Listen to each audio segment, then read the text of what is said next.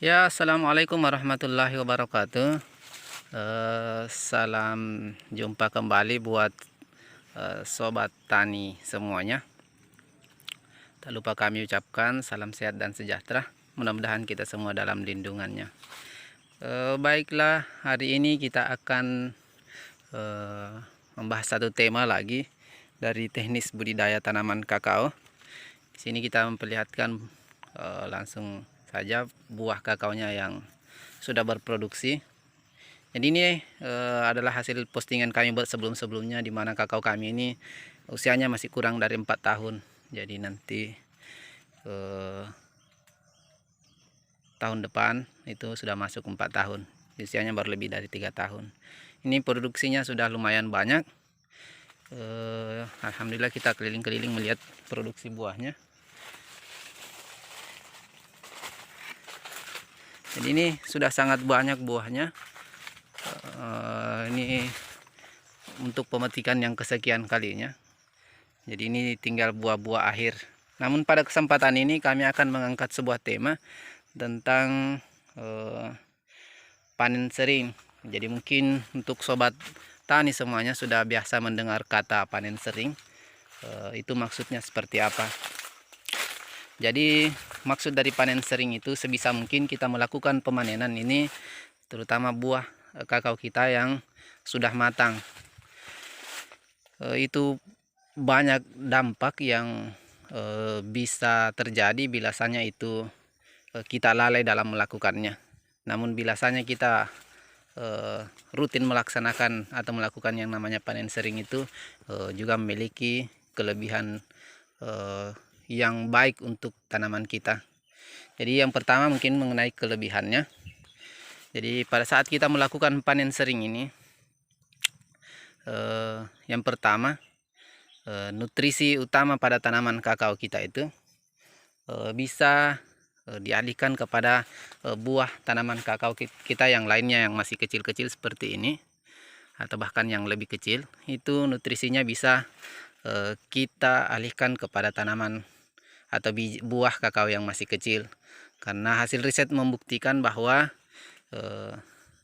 buah apapun itu, terutama buah kakao juga ini, biasanya sudah matang itu tingkat kebutuhan nutrisinya itu sangat banyak, sehingga itu bisa menjadi dampak langsung kepada biji yang lain atau buah yang lain, sehingga tidak tercukupi nutrisinya. Jadi ada persaingan dalam persaingan nutrisi. Olehnya itu dampak positif daripada kita sering panen atau panen sering ini, itu keberlanjutan buah kakao kita itu bisa terpenuhi nutrisinya.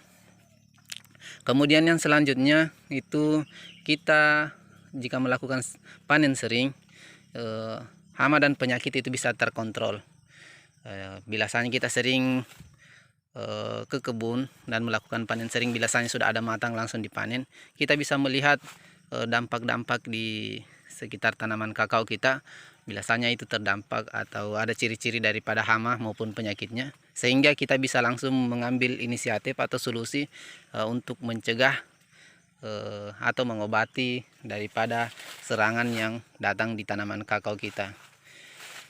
Kemudian selanjutnya yang paling utama juga ya, keuntungannya dari segi ekonomi ya, kita bisa lebih terkontrol pemasukannya kalau kita melakukan panen sering. Jadi mungkin itu yang gambaran besarnya, meskipun masih banyak yang bisa kita ambil hikmahnya biasanya kita melakukan panen sering. Kemudian dampak lain daripada tadi itu ya hanyalah kebalikannya. Biasanya kalau kita lambat melakukan panen,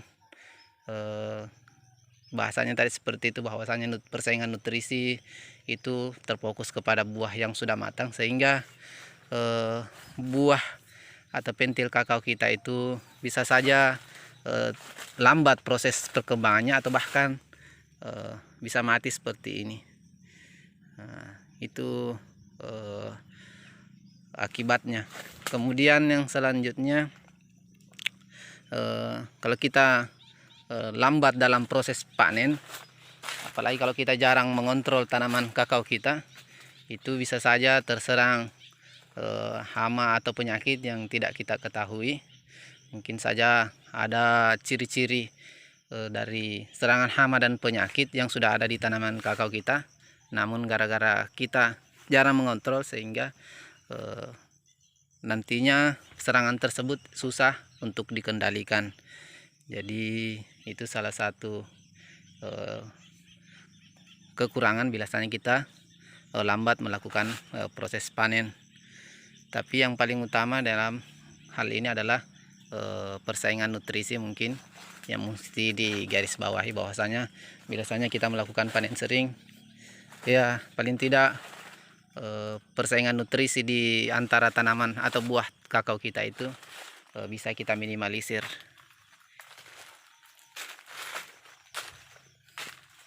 Dan alhamdulillah hari ini kami melakukan panen lagi. Jadi kami melakukan panen ini atau sebaiknya beberapa hari. Jadi itu mungkin biasa sering juga pertanyaan yang dikeluarkan atau disampaikan kepada kami. Jadi buah kakao ini biasanya kita panen rutin.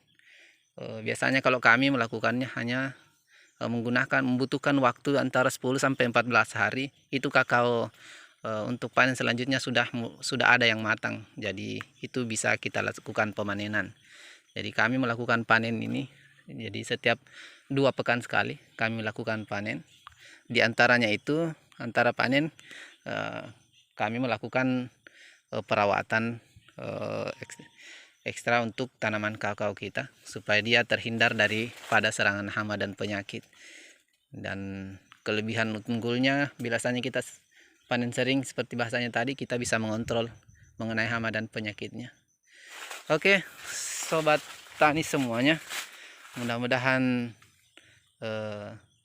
pembahasan kita pada hari ini bisa bermanfaat buat kita semua, terutama diri pribadi kami.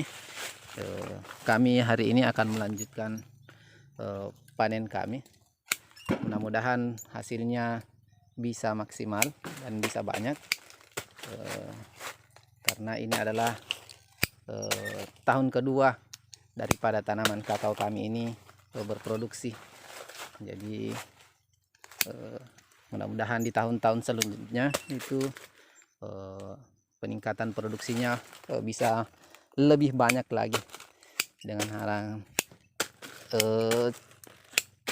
persyaratan kita harus terus melakukan perawatan terhadap tanaman kakao kita secara maksimal. Kita penuhi kebutuhan-kebutuhan yang diperlukan untuk tanaman kakao berkembang dan berproduksi. Oke, sobat tani semuanya, terima kasih atas kunjungannya di channel kami. Mudah-mudahan ini bermanfaat.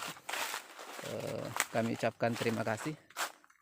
Jangan lupa subscribe channel kami untuk berlangganan atau mendapat update terbaru dari kami.